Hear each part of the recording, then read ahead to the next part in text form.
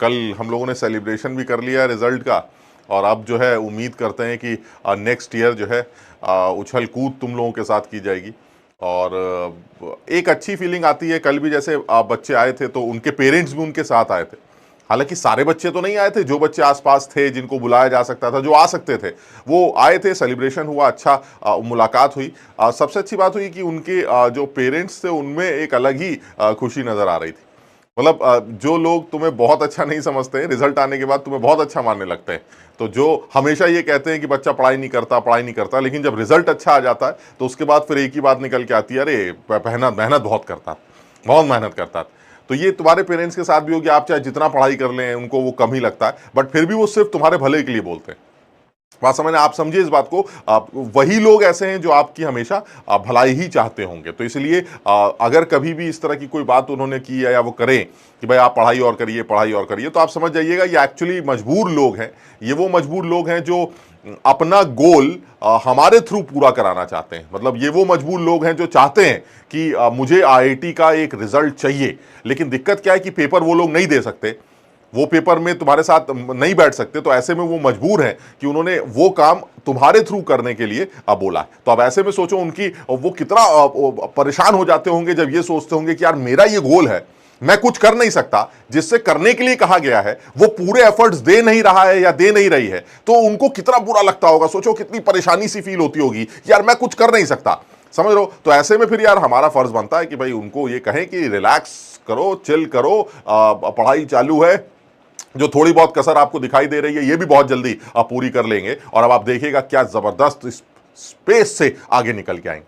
तो बहरहाल मुझे ऐसा लगता है कि ये बहुत अच्छा लगता है कि और कुछ नहीं तो यार अपने पेरेंट्स को ही उस बड़े मंच पर खड़ा करो जिसमें पूरी दुनिया देखती है। आप समझ रहे हैं, तुम्हारे पेरेंट्स जनरली, ज्यादातर लोगों के पेरेंट्स इन कैमरा से और मीडिया से, इन सब चीजों से दूर ही है। मतलब समझ लो, बहुत सारे लोग तो ऐसे नहीं है कि जो और आए दिन यूट्यूब पर नजर आते हैं। तो सोचो पूरी दुनिया एक इतने बड़े प्लेटफॉर्म पर तुम्हारे पेरेंट्स को देख रही है, उनको इवन सुन रही है।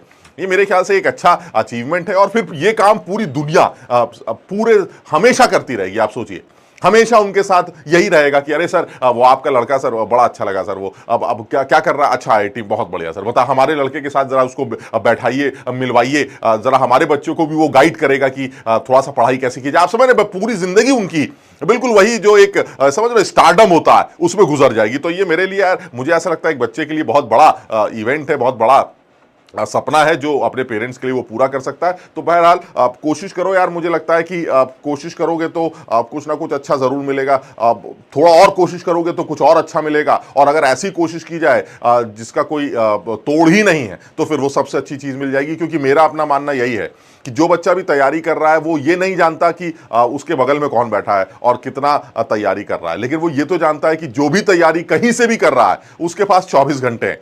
मेरे पास भी 24 घंटे हैं, और जब लोगों के पास 24 ही घंटे हैं तो उस 24 घंटे में कुछ जरूरी कामों को अलग कर दिया जाए तो कोई भी बंदा इससे ज्यादा नहीं पढ़ सकता। और मैं इतना पढ़ रहा हूं तो इसका मतलब हुआ कौन क्या कर रहा है, कहां से पढ़ रहा है, किससे पढ़ रहा है, कितना पढ़ रहा है, भाड़ में जाए, इससे ज्यादा नहीं पढ़ सकता। इसलिए अगर ये मेरा टारगेट बन गया, इतनी पढ़ाई अगर मेरा टारगेट बन गया, तो फिर मुझे कोई हरा नहीं पाएगा। क्योंकि अब यह आईआईटी का पेपर बहुत ज्यादा दिमाग का खेल नहीं, मेहनत का खेल रह गया।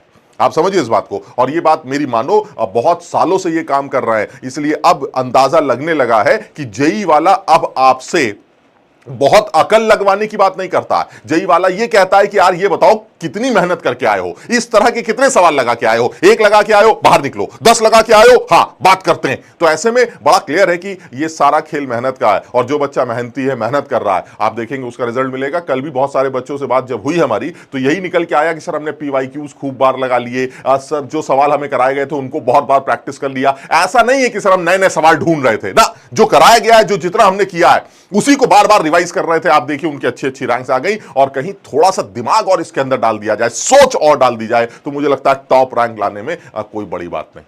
तो सब लोग कोशिश करो, बहुत अच्छा कोशिश कर रहे हो।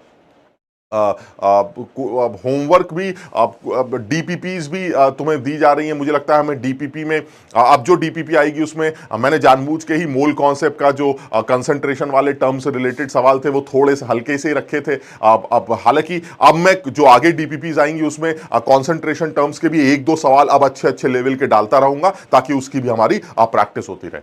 तो अब धीरे धीरे करके चीजें यार आगे बढ़ेंगी, थोड़ा सा मुश्किल होंगी चीजें, बट वही है कि यार आदमी जब तैयार बैठा है कि भैया जो करना है कर लो, इतने मेहनत करेंगे कि तुम कुछ भी करवा लो, सब करने के लिए तैयार है। तो मुझे लगता है यार एक बच्चा इससे ज्यादा और कुछ नहीं कर सकता है, और ऐसे बच्चे को रिजल्ट मिलना ही चाहिए। और अगर न भी मिला तो ऐसा वो बच्चा होगा जिसको मेहनत करने की आदत है, वो लाइफ में कभी भी परेशान नहीं रहेगा, इसमें कोई शक नहीं है। वो जो अचीव करना चाहेगा उसको वो मिलेगा, और उससे बेहतर ही मिलेगा, क्योंकि उसको मेहनत करने की आदत। तो खैर अब चलिए आगे बढ़ते हैं। तो लास्ट क्लास में जो हम लोगों ने डिस्कशन